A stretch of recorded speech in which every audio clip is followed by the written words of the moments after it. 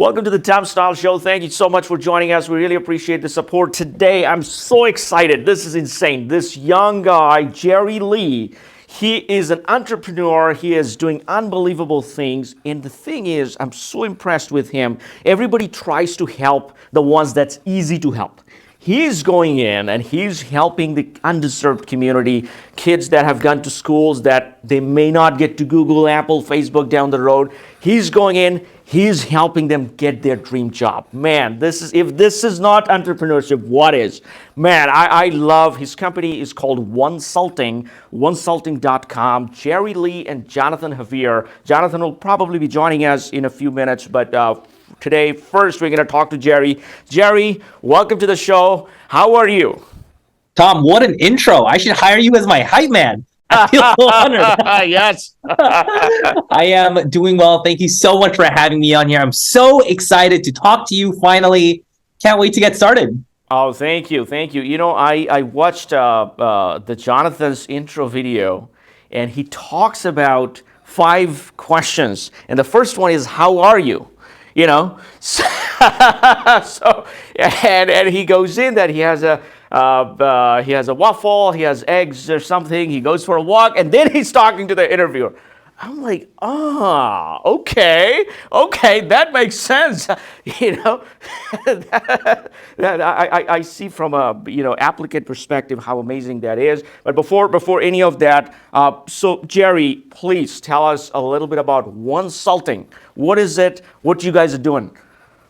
Yeah. So Wonsulting, we are a career development firm specifically focused on helping those who come from non-traditional backgrounds. So think people who don't go to the Harvards of the world, who don't go to the MITs of the world. We target those people to help them get into their dream jobs. And this is a very personal sort of story and mission for me because I very much come from an underdog background, which I'm happy to talk more about. And so we think everything for careers and helping those who come from non-traditional backgrounds get into their dream jobs. Man, that is so amazing. But, so in that case, we got to go back to your background. Tell us, because this is so inspirational, it's so connecting to people, so relatable, right? So tell us a little bit about your background and, how you got this idea, what happened.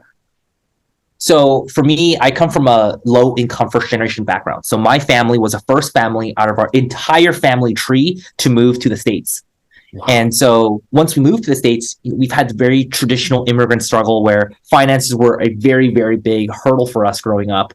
And second, thankfully I had parents who really prioritized education and said, you know what, we're going to bet everything on myself and my brother, John, who isn't Jonathan Javier.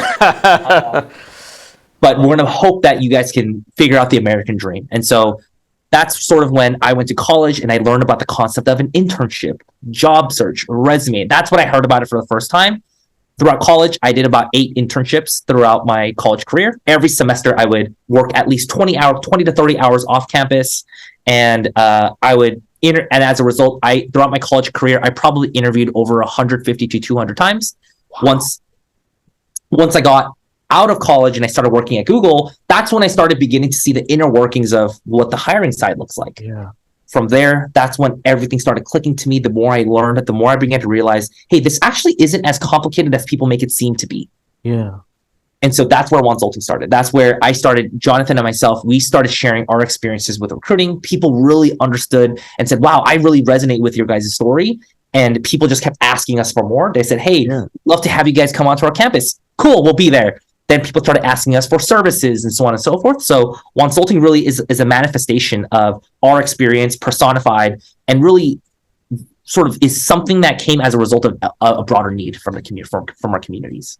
Wow, that's beautifully spoken words of Jerry. So Jerry, the thing is, so you, it's not a problem that you guys discovered. You guys faced it. You guys went through the same path, learned the tricks, combined the knowledge, and then started helping people that are going to go through the same path. And now you're making it streamlined, simplified for them so that they don't have to, trial and error. Okay, make a mistake. Google gone. Okay, maybe we can get, but by then all of them gone. Again, they got to start over.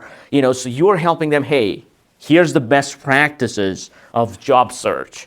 how to search for a job, how to connect, how to network. Now, so in that, you guys have some very amazing concept around networking, right? How to, when we think of, I don't know the job search world much, but, when we think of job search, we're thinking you go to Indeed, you go to the different websites and you click and send your resume, right? That's right. But there's, that does not get the result, right? Yeah.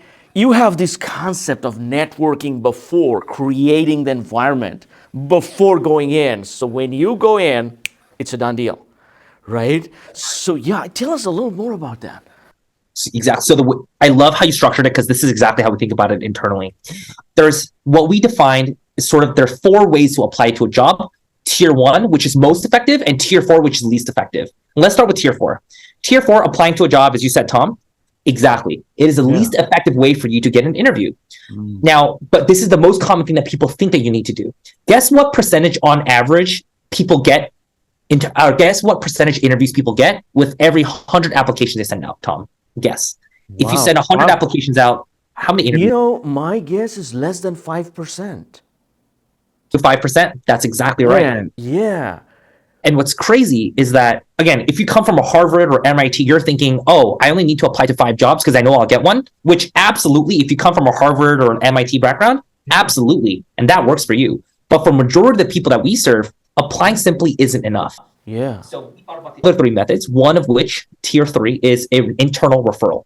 So at these bigger companies, what will happen is they'll allow you as an employee to refer somebody and say, hey, listen, I found, John Smith, I've worked with at a previous company. I believe he's going to be a great fit for the company I'm at.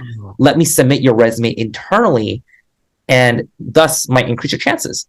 Yeah. But what we found is that depending on the size of the company, that might guarantee you an interview with the recruiter, but that doesn't guarantee you a leg up in the entire interview process. And so Tier 3, more effective than Tier 4, but it isn't the best thing. So then and most people stop here.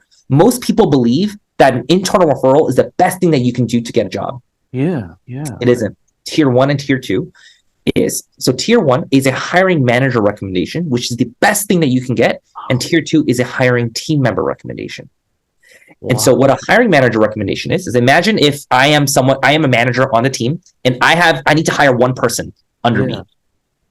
Sure, I can look through the 100 people who applied for my role. I can look at the 5 people who've gotten referred, or I can talk to the 2 people who've sent me LinkedIn connection requests, who've really sold me them as people and as candidates, have really expressed their passion for the role. Out of those people, who would the hiring manager go for? Most likely, they're going to go for the people who've expressed passion and excitement for the role personally to the hiring manager, and that's what we recommend.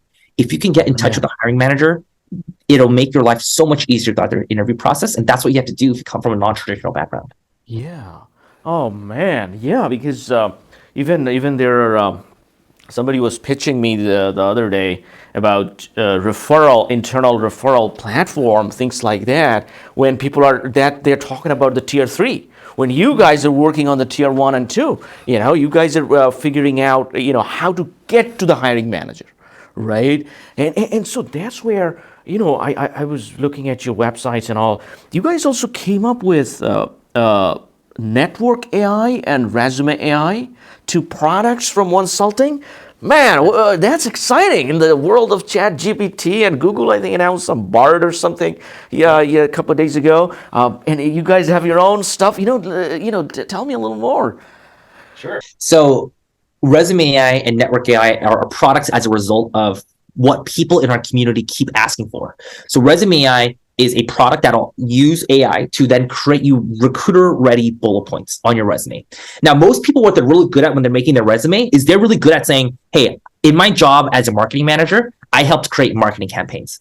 I helped set up a podcast. Great.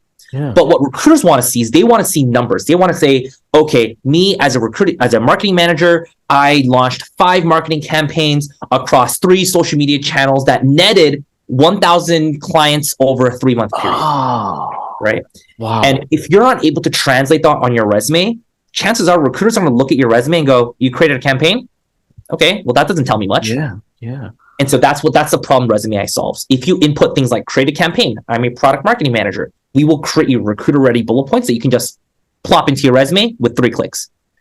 Wow. Similarly, from Network AI, we solve the exact same thing. Instead of focusing on just tier 4 and tier 3, Network AI helps you focus on tier 1 and tier 2, and that's its main purpose.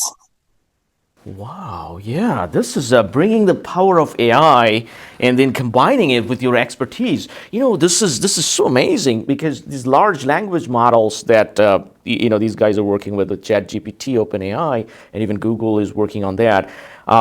They are so unbelievable general system, but they need to be trained from a lawyer perspective, or a law firm with immigration, or a law firm with criminal defense attorneys, or in your case, the recruiting agency or a recruitment consulting firm, and then you are providing the AI with your expertise to make it so much better in that specific area. So I think, wow, you're talking about the future, man. I think this would be unbelievably successful. Now, that brings us the question where. So right now, when I go to your website, I see, you have starter plan, you have dream job plan, et cetera, et cetera. So tell us a little more about these plans. Like, so let's say I am graduating from college. So when should I contact you? Should I contact you in my sophomore year, junior year, senior year, or after I graduate, then I come to you? Most ideal time to start your job search is, and this is going to sound weird, but I want you to stay with me. The most ideal time to start your job search is when you don't need a job. Yeah. So, for example, if you're looking for your first full-time role, do it as soon as you realize you need it, because the job search on average takes anywhere from 3 to 6 months. Yeah. So because it takes that long, we want to make sure that when you're job searching, you're put in a position of power and not in a position of need. Most people start job searching when they desperately need one, when they just got laid off, when they're just graduated. Now they're like, okay, now what do I do? Oh, I need to get a job. And then they start diving into their career, versus being in a position where you're saying, you know what? I have a year to look for a job. I can be as picky as I possibly want. Yeah. Or if you're already in a job and you're saying, listen, I like my job right now, but if I was paid 40% more, I could consider leaving. Yeah. And if you start job searching then you're in a position of power, because if a recruiter calls you and say, hey, Jerry, I have a job for you. This is the opportunity. And if you're comfortable in your job and you're coming from a position of power, you can say, hey, recruiter, thank you so much for the call. What's it paying? And if they're playing games with you, they're saying, oh, we don't disclose pay. And you say, well, thank you so much for your time. I'm looking for a job that pays at least, $70,000, $80,000. And if that's not within your budget, then, hey, let's chat later. And maybe if there's another opportunity in the future. Yeah. So one of the biggest things that I wish I could tell job seekers all the time is start looking when you don't need one. Rather look, because if you can do that, you'll come from a position of power. Yeah, I think that's something from this interview. If anything, people got to remember what Jerry said about this. Search from a position of power, not from a position of need. Oh, I really need a job. Nobody will give you the job. This is, oh, wow. That's, and that applies in so many things in life, even in business, in dating, in anything you can think of. It's a very powerful message. So very nice. So let's say I come to you now. I figured, okay, I'm graduating in 6 months or almost a year so I have some time. I go to your website. So what should I do? Should I pick a plan and start paying for it and then have consultation with you? Or what's the process? So you'll select a plan that fits your need. So we have 3 bundles, individual services, but by and large, how we've structured our bundles is we believe the recruiting process is a sequential process. Most people, when they think about their job search, they think, okay, resume and apply to jobs, and that's it. Yeah. But rather, what we noticed is that most people, when they look for a job, as sort of talking in our previous conversation around the position of power, coming from a position of power versus a position of need, most people, when they're in a position of need, they'll say, Jerry, give me any job. If it's sales, data entry, marketing, Jerry, I'll do it all, right? But as a hiring manager of a bigger company, you're not looking for someone who can do it all. You're looking for someone who's a specialty. If I'm hiring a product market, if I'm hiring a marketing manager, I want someone who has marketing experience. I don't care if they have customer service experience. I don't care if they have sales experience. There's absolute transferable aspects of those characteristics to a marketing role. But if I have two candidates, one who's a marketing manager, who's been a marketing manager for 10 years versus someone who has 6 jobs in the past 10 years, you're most likely going to go with the marketing person. So step one of the job search is identifying what is that target job? What is that job that is going to most align to your career story? And we might end up saying, you know what? Maybe your end goal is going to be a marketing manager, but the first step is maybe you got to be a sales enablement person, and then you can transfer into marketing. So career consultation is our first step. Once we define that, then we say, okay, if sales enablement is what we want you to do, then we create you a sales enablement resume, sales enablement LinkedIn profile. Because once we have that, then all we need to do is apply to jobs and network. There is no need to go back to your resume, edit things and all that stuff until we have some data around applying to jobs. From there, we hope that your interview rate will be anywhere from 5 to 15%, depending on the role, industry, and seniority. And once you start getting interviews, then it's all about doing the interview prep, and we basically do that end-to-end process for you. For example, we even apply to 50 jobs on your behalf. Wow. So this is a do-it-for-you. It's some of the plans are like done-for-you kind of model where you are taking care of it end-to-end. Now, I saw a lot of interview prep type help. I saw your YouTube manager, Ronica, with some Zoom tips and things like that. I hate Zoom. I don't know anything about the tips, but anytime something goes wrong, I shout at the producer. I'm like, what happened here? Why is it so dark? I can't see myself. What happened? But she had some very, very good tips, and I saw Jonathan Javier, one of your co-founders, is very good at explaining the tips and things like that. I love those videos that you guys are putting out, and you guys are putting these out for free, on social media, right? And you guys have like millions of followers in the TikTok community and all that. Now, speaking of TikTok, educate me a little bit about this social media world and harnessing the power of the social media world to get ahead in your career or to get started in the job market. That did not exist in my time. That wasn't a concept, but now it's a thing. I'm like, what is it? So please. So social media has really enabled 3 types of things for sort of people who are on their job search. One is if you're interested in marketing, you don't need to wait to start your experience at a company to start marketing. Start marketing yourself. Create a social media platform. And if you can create a following on those platforms, put them on your resume. And now you're suddenly more marketable as a marketing manager, a social media content creator for other companies. The second thing that it enabled, I think, is it enabled people to get and monetize their passion. So for example, one of my friends is a barber, and my friend who's a barber just started posting his client consultations and sort of his experiences as a barber on TikTok. And what that enabled him to do is to get more clients through his services. Now he's doing that full time. So that's creating businesses. But most importantly, what I think number 3, the third thing and final thing that I've noticed that social media has enabled other people to do is connect with other like-minded people. So for example, if you're really interested in, environmentalism, you might get connected to other people who are also really passionate in environmentalism, which can then lead you to a job because they might introduce you to tier 1, aka the hiring manager. Yeah.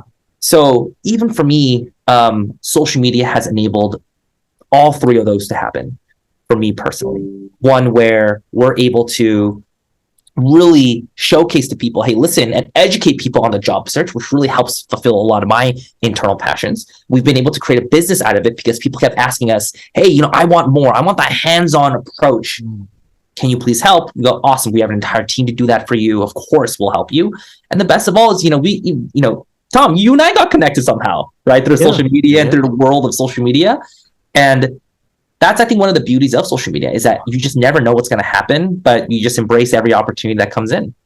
Yeah, wow, thank you. Thank you for explaining that. I think this is so important. Even a few months ago, if somebody told me I'll be sitting in front of a camera and talking to random strangers or, things, I would be Oh, wait a second, what? What just happened? But then I started to see so many professionals or in the business people, they're coming in front of the camera and they're talking and they're sharing their thoughts and viewpoints. I'm like, oh, sure, why not, right? So, and I see the impact of social media because before even talking to you, I was able to look at your TikTok videos or your suggestions and the tips that you've given to young people for job search, things like that. And sometimes I'm like, oh man, that's very smart. I really like that. Right, so I got automatically connected. Like, okay, we kind of think similarly, or he has a similar approach, right? So I really think that's really helpful. So Jerry, now one thing. So now we kind of learned about the product. You have the AI. You have the resume AI. You have the network AI. And then you have the different plans where when I have time in hand, I get started with one of the plans, start the coaching, resume prep, things like that, and get to the process. Now, and so then the question is, you guys are helping the underserved community, but at the end of the day, you are also a business. You have expenses, you have employees, you have payrolls, you have things to run, right? And you're sitting in New York City with very high taxes, so you gotta. So what's the business model? Like, how are you thinking in future? Whether you're going to be monetizing the AI systems, or you're just go with the plans, or you're going to have more, because a lot of the recruiting companies, they take a percentage out of the perm salary, certain percentage. There's some of the referral fees. Some of them have the contract where you become the employer or the employer on paper, and then you do a lot of the payroll and all those activities. So what's going to be your business model, or what kind of something you're thinking about? Yeah. So the underlying principle across our entire business is, of course, we want to help underdogs turn into winners. That's our company motto and mission. So we want to always keep that at the forefront. Today, you, in theory, could get everything that you need out of our Wonsulting services purely by watching our social media channels, social media videos. You don't need to sign up for Wonsulting services to know what a good resume looks like, what interview looks like, and so on and so forth, because we made hundreds, quite literally hundreds of videos across each and every single one of those. So that's at the core and forefront of everything that we do. And we know that we're jeopardizing some of our clients, because when we do user interviews, they'll say, oh yeah, I don't need your services because I've already learned everything on your social media. And we go, hey, that's for us. That is our way of doing good in the world. And we are completely okay with that, because that's what our mission is. That being said, though, for those people who want that extra help, for those people who want our team to do it for you, that's where we feel like we draw the line of monetization versus free. So, for example, our product, we allow you to use our AI platform enough for you to create one resume. But if you want 5 resumes, if you want 10 resumes, listen, well, that's when you got to start paying to use our product. Similarly, for our services, if you want someone who is a recruiter, hiring manager, or a professional in the US who genuinely loves helping people do their jobs or to get jobs, well, hey, they're not volunteering their time. They also are dedicating hours to this. So how can we fairly compensate them? So those are all the variables that we think about when we're thinking about our business model. But in short, our product and our services is how we monetize. Wow, man, very, very nice, very nice. So because in the thing with your model, I love it because it helps any position. Somebody who doesn't want to spend money can still get the help for free out of nothing, and somebody who wants to get the extra help. Now, some people might say, "Oh, I already got it," but the thing is, it's your career. It's just one career for you. It's they're helping to hundreds of people, thousands of people, but how can you get a little extra? How can you? That's where it doesn't hurt, because if you're already going to be making hundreds of thousands of dollars and millions in your lifetime, if you can get ahead a little faster, right? If you can get their services, get the one-on-one, coaching, and get ahead, get the promotion, a little bit of money you're spending, it's nothing, because you're already up there. It would be like a, pocket change, right? So sometimes people don't think, they're thinking, oh, I just got it for free. Sure, that will get you here, but if you can get there, right, then you don't actually have to worry about anything. You're in a different position in your career. So I see. So your products and services, a couple of products, and you're also providing the services. Now, we kind of asked the startup founders. So from your case, I kind of see you guys are already in revenue. Wow, congrats. So that's fantastic because this has such a need. Everybody needs a job. It doesn't matter who that is. When they graduate from college, they need a job. And then there are, after COVID, some people are also re-entering the workforce, right? The jobs report was pretty insanely good. I was like, whoa, how did that happen? Maybe Jerry had something to do with it. Right? So, so now the other thing is, some of your listeners, some of your potential clients, right? They're listening and they're saying, okay, but Jerry is helping people to get to their dream job in XYZ companies. But my dream job is very specific. I want to, let's say it's a very specific career path they're thinking about. That, okay, I want to work for this person or under this person so that I can learn the tricks, I can learn about the industry, and then I can go in. I'm not looking for the brand names like Google's and all the Cisco's. I'm looking for specific person and mentorship under that person. And is that something you can help them with?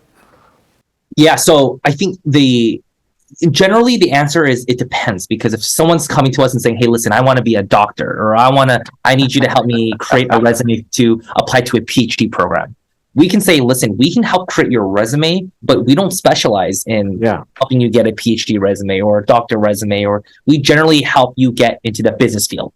So and so given that we specialize in those, there are times when we say, listen, we just don't know, we just can't help you. This is where we draw the line. And if you need recommendations, hey, we can absolutely send you recommendations, but that's where our specialties lie. Yeah. And so we don't try to oversell ourselves and say, hey, we can help you get into any field in any industry. That's just, quite frankly, not the case. For business functions, absolutely, that's our specialty case. But if it's, hey, listen, I want to become a doctor and we want to do this, well, we say, listen, we just don't specialize in that. Man, that is so good. I love that. Being very frank and honest with your customers, with your investors, that's fantastic. Now, Jerry, so that brings us the question. So you guys focus on mostly business roles. So let's say I have a degree in business administration or something, or I've done an MBA, then you'd be a perfect fit to get me land my dream job. What if I'm coming from engineering background or computer science, or so because there are a lot of those jobs, especially the companies you guys are working very closely with, Google's and Cisco's and Apple's and Facebook's, right? So these are very tech heavy. So a lot of developers, they want to get in, right? Can they get help from you? Yeah, so we can help them with the basic fundamentals of the job search. So, for example, like the resume and the LinkedIn, those core principles stay the same. Where if you're looking for a resume, chances are the resume principles that's similar for a business-related role is going to be similar to what it is for a software engineer. Mm-hmm. Where we can't help you, where our expertise falls out, is when you're looking for technical interview preparation. Okay. So there are certain nuances of fields where if it falls outside of the business, absolutely, we might be able to help you, but that's where you sort of talk to our team, our sales team, and they'll sort of get you squared away there. But that's generally how we think about it. Wow, that's beautiful. But at least the general principles of resume, the networking, the things that you guys are innovating and improving on is so that I think generally the same for any field or anybody. So even if somebody wants to get a PhD and they're able to network with the professor that they want to get the PhD with, that's speaking of which, when I was at USC, University of Southern California, I wanted to work at one of the professor's lab. And I had no skills for that. It was a combustion physics lab. I never took a combustion class before. I was like, there was no way, I can get there. So what I did is, he had a very crappy website. So I actually fixed his website and I made it very beautiful. So he was like, sure, here's my lab. Do whatever you want. Pick and choose any project. That's the power of networking. That's networking. If I wasn't going there and be proactive on that, there was no way anything would have come on, right? So I love these things. I think you should be going to all these universities, and man, you guys should be talking to a lot of students because you guys have that power. Now, speaking of that, you guys are doing a lot of the speaking arrangements and speaking in a lot of universities. So what's that process like? If I'm a university career center person, right? And I'm like, hey, I think these Wonsulting guys have something and they can help students a lot. What should I do? How do we arrange that? Yeah. So generally, we will ask you, hey, what are your goals? What are the things that you're trying to do that maybe you're not able to do today? One of the most interesting things that we've seen generally when we work with career centers is one of two things. They'll say, hey, listen, students hate hearing from us, same thing over and over, and they're looking for someone external to the career center to share the messages of the job search. And what gets students really excited is if they see someone that they've seen on TikTok already, they're like, oh, hey, I recognize these faces a little bit. And they're coming to my campus to speak. Heck yeah, I'm signing up. Yeah. And the second thing that we do is we try to make sure our workshops are so engaging. We'll make sure we ask questions, we'll engage, we'll put memes on the slides. We'll make it funny and engaging because we know that generally when you're in a presentation, it's not always fun when someone's speaking the information at you.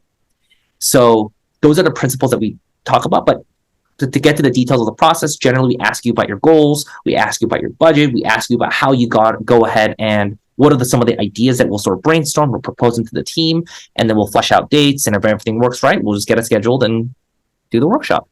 Wow. So the workshop, right? Wow. So that's fantastic, man. You guys are doing so many things. I can't imagine how you find time. And this is just so many areas. And Jonathan mentioned that many times. I think you guys are doing it internationally as well. Is that correct? That's right. Yeah. So we've done a number in Canada. We've done some in Africa. We've done some in India. I know John went to, I think he went to Jordan one time. He's flown out to Jordan to do a conference there. So it's crazy because our reach seems to be reaching people more than just the US. Yeah. And this is just a testament to anyone who's looking to do entrepreneurship or content creation. You just quite literally never know what opportunities you're going to get. And if it weren't for social media, if it weren't for us putting ourselves out there, there's no way we would have had the opportunities. Man, that is beautiful. Now, towards the ending of it, entrepreneurship, right? How do you feel? Is it like when you grew up, you were like, I want to be an entrepreneur, or is it like I want to work at XYZ companies, or what was it? For me, funny enough, when I was a child, I wanted to be a police officer, and then quickly realized that was not something I wanted to do, but rather I wanted to become a businessman. So once I got into college, I said, you know what? The number one most important thing I'm going to do is I want to be a Fortune 500 CEO because I want to show other people that just because you come from a first generation low income background, that doesn't limit you in terms of the opportunities you can have. And so I want to show people that, hey, you can do this. So that was my goal until, so never did I realize I want to be an entrepreneur. It just wasn't something I was comfortable with. It just didn't feel like it meshed with who I was and the background I grew up with, because entrepreneurship is a very risky thing for you to do. And for me, I don't have a safety net. I am my parents' retirement, and I want to be able to give back to my parents, both financially as well as, giving them my time and love. And so if you're doing entrepreneurship, chances are you're not going to be able to do that unless you're a couple of years in at the minimum. Yeah. And that's only if you're successful. And so from that perspective, I never imagined myself as an entrepreneur. It's still sort of weird to call myself an entrepreneur. It doesn't really vibe with me that much, but there's no way I would have even imagined that what we've done is something that I would have even dreamed about. Oh man, that is so beautiful. I think it would be so inspiring to so many of your followers, so many of the young generation that are graduating and looking for jobs, that it's possible. the possibility is unlimited, right? Whatever you put your mind into, if Jerry can do it, so can they. And Jerry has shown them the path, so they have no excuse, right? They cannot say, "Oh, I came from so and so this background, or this neighborhood, or this university, or this major," things like that. I cannot be like Jerry. No, they have the chance because you have shown them the path. So this is very beautiful, and I'm really excited that you guys are what you guys are doing and how you're helping the community. Now, speaking of which, because a lot of the investors tune in and they look for different companies that are raising funds. Are you guys in that kind of seed fund, or because you guys are already already a revenue company, you have multiple products and different services, and the beauty of the recruitment side of things is the services people do pay because it's one of the beautiful things because it's needed. It's not they're paying because they love to pay. It's just they want something for their career and they're willing to pay. If you say, "Hey, I don't want to take it," no, take it. So that's one of the very beautiful thing of this industry that you're in. But are you guys planning to raise any funds or anything down the road? Yeah, I think that's something John and I always talk about. And sort of, it's funny because we talked about the coming from a position of need versus coming from a position of power. For us, we don't need to fundraise, but that's something that we always will look into the opportunity of talking to any investors. We've had a number of different calls with different VCs and sort of banks just to see what the opportunity is. And once we find something that really once we find someone who really aligns with our mission and they get what we're trying to do, and that they get that, listen, what we're trying to build is something that will completely revolutionize the job search process, so that the job search process is not for people who've only go to the Harvards and the MITs of the world. Yeah. Once we find the right investor for that, I think that's when we'll really make the jump. But so far, we haven't found that perfect match yet. But that doesn't mean it can never happen. So if there's any investor or anyone who's looking, my inbox is open, Jerry@Wonsulting.com. Yes. No, I love that. As we were saying about that, the position of power, and he just applied it on this as well on the investment side. So a lot of good nuggets of information. People can learn from you guys, and you guys are doing an absolutely terrific job. Now, speaking of which, the other thing is, so let's say I say, "Hey, I'm willing to pay anything. I want to get your service. I want to, but I'm old-fashioned and I want to physically see you, or I want to sit in an office and talk to a person in front of me," kind of thing. Is that possible, or is all virtual? We do all virtual because we don't want our services to be restricted to coastal cities. Especially given our mission, we want to make sure our services are accessible to anybody, no matter where you are in the world. So, but listen, if someone wants to fly me out to Hawaii every week, hey, listen, my inbox is open for that too. But thinking of it, I had a couple of people that were the AR, VR people with the VR goggles. It's so immersive experience, right? You can kind of feel Jerry is sitting in your living room, right? So, there is no point flying. I think but you guys are providing service not only just for people in the U.S., anywhere in the world. They want a leg up in their career. They want to be an executive, or they're getting started. They can just come in, go to your website, have the virtual conversation, have the preparation, and go into their career, right? That's exactly right. Man, wow, this is beautiful. And so Jerry, people trying to get in touch with you, I think they can find Wonsulting on social media. But if there is any last word you have for your potential clients, potential candidates that are getting started in their job search, just give them a word. Sure. I'd say, well, first, Tom and team, thank you so much for having me here. This is incredible. I love talking about the job search. As you can imagine, I think about this every waking second of my life. So I believe this is the reason I was here and put on this earth. And if there's one sort of lasting piece of advice, is to always just be proactive with your job search. And nobody's going to care more about your job search than you. So the more that you could be intentional about, hey, listen, I want a job that pays more. I want a job that gets me flexibility. I want a job that does X, Y, Z. The more that you could identify what's important to you, the more you can be proactive about finding those opportunities for yourself and your career. And if you don't take actions to do that, no one else is going to do that for you. And no matter where you are in your career, there's always going to be a way out, a stepping stone that you can take. It's just a matter of just making sure you take the right ones. That's beautiful. Thank you, Jerry. Thank you. So, folks, if you want to get in touch with Jerry, Jerry at Wonsulting.com. Go check out Wonsulting.com. Check out their Instagram, TikTok, YouTube, anywhere, LinkedIn, wherever you go. Jerry is there, and Jonathan Javier is another co-founder. So Jerry and Jonathan, these guys are going places. I love talking to Jerry today, and please check them out, and please do subscribe. Thank you very much. Thank you, Jerry. Thank you, Tom.